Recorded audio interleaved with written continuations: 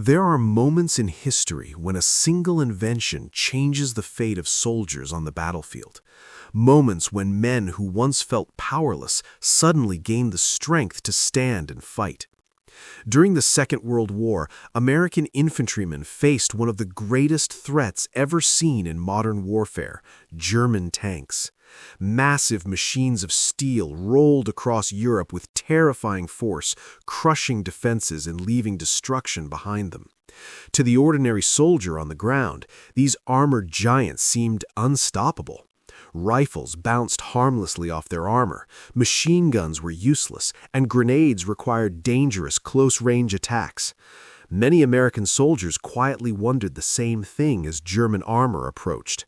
How could a man on foot ever stop a tank? Then the United States introduced a weapon that would change everything. It was simple, lightweight, and unlike anything that had come before. Carried on the shoulder of a single soldier, it gave American infantry the power to destroy tanks that had once dominated the battlefield. The weapon was called the bazooka, and when it arrived in combat, German troops quickly learned that American soldiers were no longer helpless targets. The bazooka transformed the infantryman into a tank killer, restoring confidence and giving soldiers a weapon that could turn fear into resistance. Before the war, the United States Army had not focused heavily on infantry anti-tank weapons. Military planners believed that tanks would fight other tanks and that artillery would handle armored threats. As a result, American infantry units entered the early years of the war with very limited anti-tank capability. Machine guns could damage lightly armored vehicles, but were almost useless against modern tanks. Anti-tank rifles were heavy and difficult to maneuver, often requiring multiple men to operate. They were slow to deploy and ineffective against thicker armor. Soldiers needed something better, something that could be carried easily across rough terrain and used quickly under combat conditions. The answer came from a scientific discovery that had been made decades earlier. Engineers had discovered that explosives could be shaped in a way that focused their energy into a concentrated jet capable of penetrating steel. Instead of relying on speed or mass, this shaped charge effect used explosive force to cut through armor. This principle would become the foundation of the bazooka's power. Early attempts to apply this technology involved rifle grenades. These grenades could be launched from standard infantry rifles and carried shaped charge warheads capable of penetrating light armor. While innovative, they had serious limitations. Their penetration was limited, their range was short, and firing them placed heavy strain on the rifle. As German tanks became more heavily armored, it became clear that rifle grenades alone would not be enough. At the same time, advances in rocket propulsion opened a new possibility. Engineers realized that rockets could carry powerful warheads without requiring heavy launching systems. If a rocket could be launched from a simple tube, infantrymen could carry anti-tank weapons without sacrificing mobility. This idea led American engineers to experiment with rocket-powered shaped charge projectiles. In 1942, a small group of engineers assembled a crude experimental launcher using little more than a metal tube and an electrical firing system connected to a battery. The device looked almost improvised, but its performance surprised everyone who saw it. During tests, the launcher demonstrated the ability to hit moving targets with remarkable accuracy. Military officials immediately recognized its potential.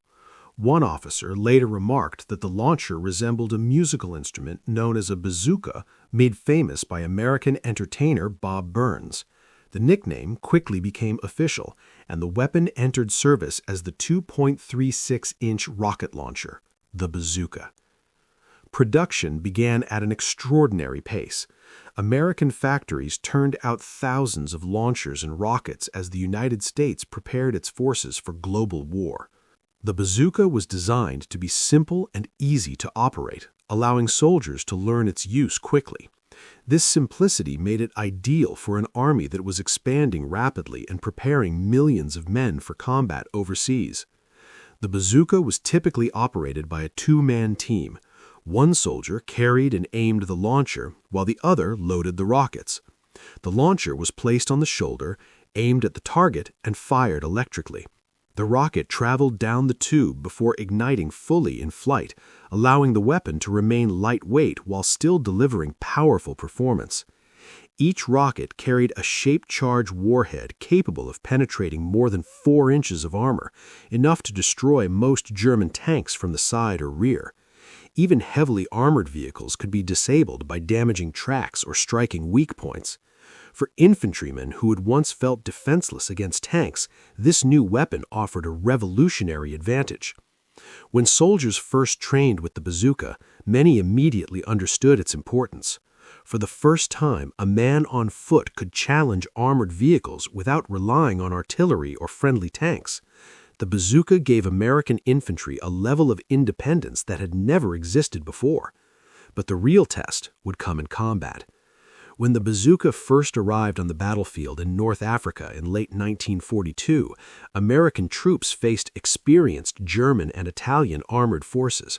Training with the new weapon had been limited, and many soldiers were still learning how to use it effectively. Early engagements produced mixed results, but the potential of the bazooka quickly became clear. German tank crews soon discovered that American infantrymen were no longer easy targets. Tanks that advanced too close to enemy positions risked sudden attack from concealed bazooka teams. A single rocket striking the right location could disable a vehicle or ignite fuel and ammunition. For the first time in the war, German tank crews had to consider a new threat, one that could appear anywhere and strike without warning.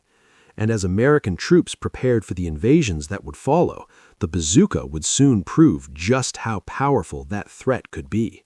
As American forces pushed deeper into Europe, the bazooka became one of the most trusted weapons carried by infantry units. By the time of the Allied invasions of Italy and France, bazooka teams had become a standard part of rifle companies. Soldiers trained extensively in anti-tank tactics, learning how to hide along roads, inside buildings, and behind hedgerows where enemy armor would be forced to pass within range. In these environments, the bazooka revealed its true strength. The thick hedgerows of Normandy created narrow lanes and blind corners where German tanks could be ambushed at close distance. Heavy anti-tank guns often struggled to move through this terrain, but bazooka teams could advance with the infantry and position themselves wherever needed. Tanks that attempted to push through American positions often found themselves under sudden attack from hidden soldiers waiting only a few dozen yards away. German tank crews quickly learned that armor alone could no longer guarantee safety. Even if a bazooka rocket failed to penetrate the thickest armor, the explosion could damage equipment, jam turret mechanisms, or injure crew members inside. The psychological impact was just as important as the physical damage. Tank crews who once advanced confidently now moved with caution, scanning every building and hedgerow for signs of hidden bazooka teams. The possibility of sudden attack forced German units to slow their advance and rely more heavily on infantry support. Every destroyed tank represented not only a tactical loss, but also a blow to morale. American soldiers understood this advantage and used it to their benefit. Bazooka teams often waited silently until enemy tanks approached within effective range before firing. The weapon's effective range was only a few hundred yards, but within that distance it was deadly. A well-placed rocket could disable even heavily armored vehicles. Stories from the battlefield describe young soldiers who had never fired a bazooka in combat suddenly finding themselves responsible for stopping enemy armor. Many remembered the tension of waiting as tanks approached, knowing that success or failure might depend on a single shot. One soldier later recalled being handed a bazooka during a battle and told he would have to learn to use it immediately. Within minutes, he found himself aiming at an approaching German vehicle. When he fired and saw the rocket strike its target, he realized that the weapon had given him the power to stop something that once seemed unstoppable. By late 1944, the bazooka had become a symbol of American ingenuity and determination. Hundreds of thousands of launchers had been produced, along with millions of rockets. Infantry units across Europe relied on the weapon as their primary defense against armored attack. The bazooka also proved valuable in offensive operations. American troops used it not only against tanks, but also against bunkers, pillboxes, and fortified positions. The shaped charge warhead could blast through concrete and sandbag defenses, giving infantry a powerful direct-fire weapon against enemy strongpoints.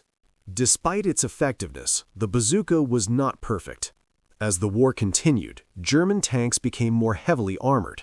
Vehicles such as the Panther and Tiger featured thick, sloped armor that could sometimes resist bazooka rockets from the front. Infantrymen learned to aim for weaker areas, such as the sides, rear, or tracks. Even when penetration was not achieved, bazooka hits often forced tank crews to withdraw. The constant threat of attack made armored operations more difficult and dangerous. Cold weather also created challenges. Early bazooka models relied on batteries to ignite rockets, and these batteries sometimes failed in freezing conditions. Later designs improved reliability by replacing batteries with mechanical generators, ensuring that the weapon would function even in harsh winter environments. Despite these limitations, the bazooka remained one of the most important infantry weapons of the war. It gave American soldiers a level of confidence that earlier armies had never known. The knowledge that a single infantryman could destroy a tank changed the psychology of the battlefield. For German troops, the bazooka represented a new and unpredictable danger. Tanks that once dominated battlefields now faced enemies who could strike from hidden positions with devastating effect.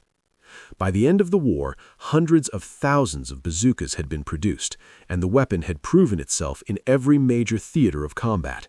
It marked the beginning of a new era in infantry weapons, one in which individual soldiers possessed the power to defeat armored vehicles. The bazooka did more than destroy tanks.